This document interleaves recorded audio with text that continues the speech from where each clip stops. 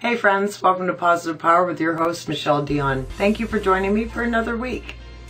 I have to backtrack a little bit before we begin here and just send out a big thank you to everybody who sent me messages last week about my video. Last week I was feeling under the weather. Oh boy, it has been an adventure with the viruses or colds or whatever it is that's going around. So I was very pleased to see over the next couple of days after the video was released that I was getting all these messages of people with tips and idea and just sending me love and light and positivity, and it was really appreciated. And I took some of your suggestions in addition to the stuff that we talked about on the video, and I am feeling way better. I bet I'm at like 98% now. I ended up taking some Buckley's gel caps, I think that's what they're called, and they really helped. Lots of water, lots of natural vitamin C, oranges and such, and then some vitamins and whatnot. So I feel way better now. So I thank you for that. I'm giving you some of that credit for helping lift me back up. I really appreciate it. So this is an interesting story I wanted to talk about this week. We're going to talk about pets a little bit and the power of pets. You know, they are so powerful as far as uplifting us and picking us up from depression and anxiety and just whatever stuff is going on in your life. When you take 5 minutes and you start petting your animals, cuddling with your animal, you just instantly start to feel better. And it's the energy exchange. And people are going a step further with that. Interesting thing went on last Sunday here in Sarnia, and it was at DeGroote's Nursery, where they had goat yoga. Did you catch that at all?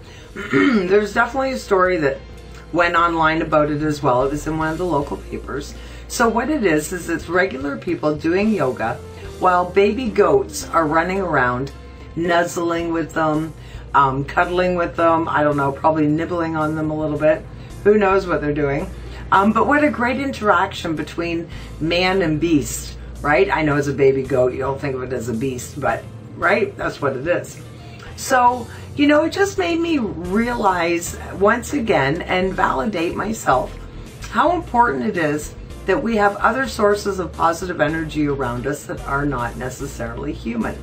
You know, I have a lot of friends online that have your traditional animals, of course, you know, your dogs, your cats, but I mean geckos and lizards and birds, and I do have some friends that have baby goats.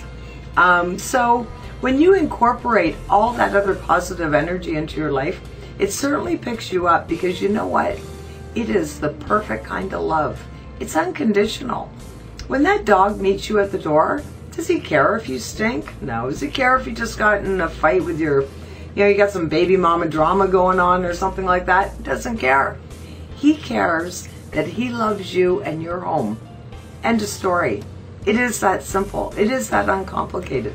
So if you have room in your life for a pet, I would definitely suggest that you go to your Humane Society and get one. Go and adopt a pet. Be very careful where you're sourcing your pets from, but go to somewhere that's trusted and true. Or maybe you don't want a dog full time. Maybe you can't have a cat where you live. Maybe you have a little bit of allergies or something. There's lots of ways you can still get involved with animals. You can go to the Humane Society and you can apply to be a dog walker. You can post an ad.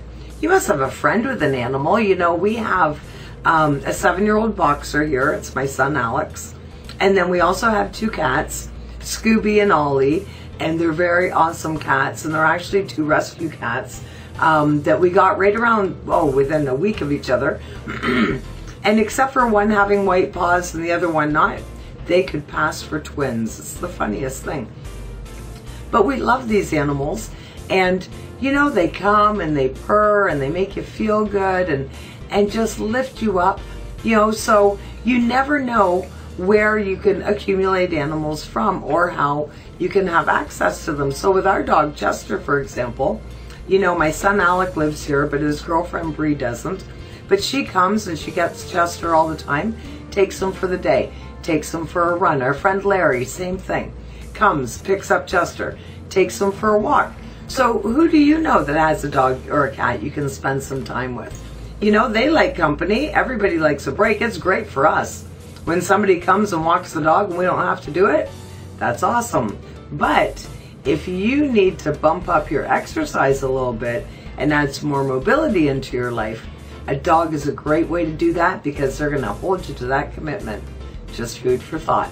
So I hope you got something from that. And if you don't have a pet in your life, bring a pet into your life. You'll feel good. They'll feel good.